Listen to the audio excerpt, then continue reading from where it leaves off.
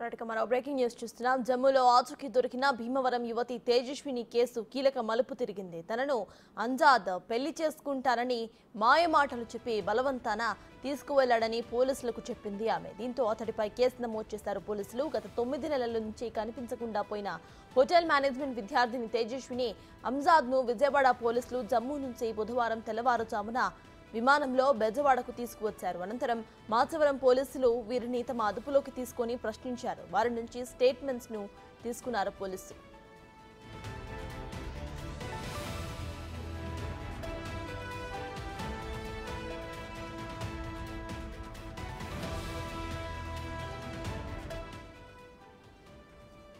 పెళ్లి చేసుకుంటారని నమ్మించి తనను విజయవాడ నుంచి గత ఏడాది అక్టోబర్ 28న అంజాద్ బలవంతంగా తీసుకువెళ్లాడని చెప్పింది బాధిత యువతి.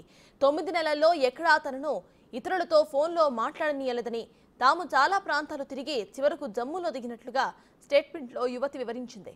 జమ్మూలో తనను ఓ గదిలో ఉంచాడని, అక్కడ తనకు భాష రాకపోవడంతో ఎక్కడికి వెళ్లలేకపోయినట్లుగా చెప్పింది. తాము ఇష్టపూర్వకంగానే వెళ్లినట్టు అంజాద్ పోలీసుల విచారణలో చెప్పినట్లు తెలిసిందే.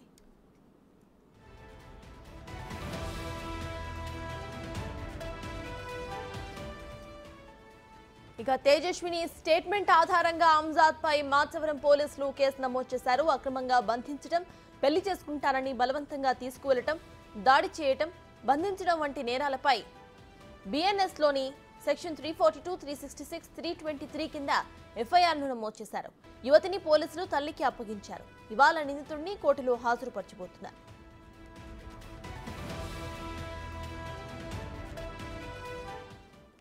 ఇదే విషయంపై పూర్తి డీటెయిల్స్ ను మా ప్రతినిధి మల్లికార్జున్ అందిస్తారు. మల్లికార్జున్, చెప్పండి, ఇటు జమ్మూలో ఆచూకీ దొరికిన భీమవరం యువతి తేజస్విని తన విచారణలో కీలక అంశాలను బయటపెట్టినట్టు తెలుస్తోంది. ప్రెజెంట్ అప్డేట్స్ ఏంటి? యువతి తల్లిదండ్రులు, యువతి ఏమంటున్నారు?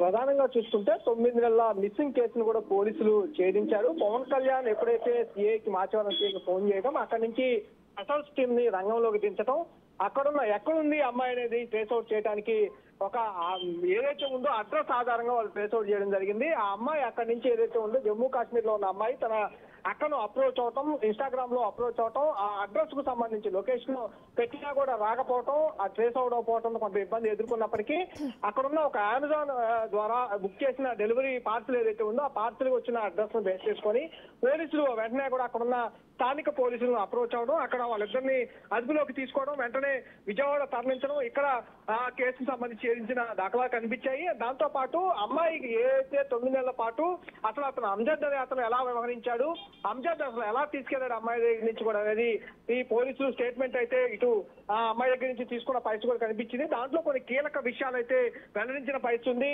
అమ్మాయి చదువుకునే అంటే అంజద్ కంటే అమ్మాయి 1 సంవత్సరం జూనియర్, అదే హోటల్ మేనేజ్మెంట్ లో చదువుతున్న పరిస్థితిని కూడా వివరించారు.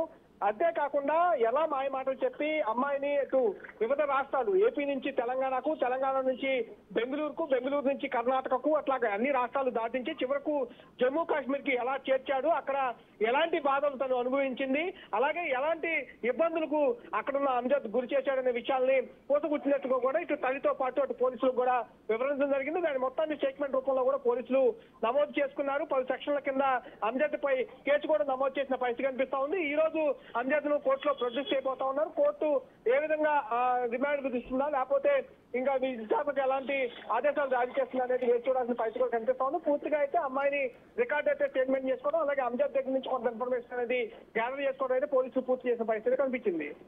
Right, thank you Mallikarjun.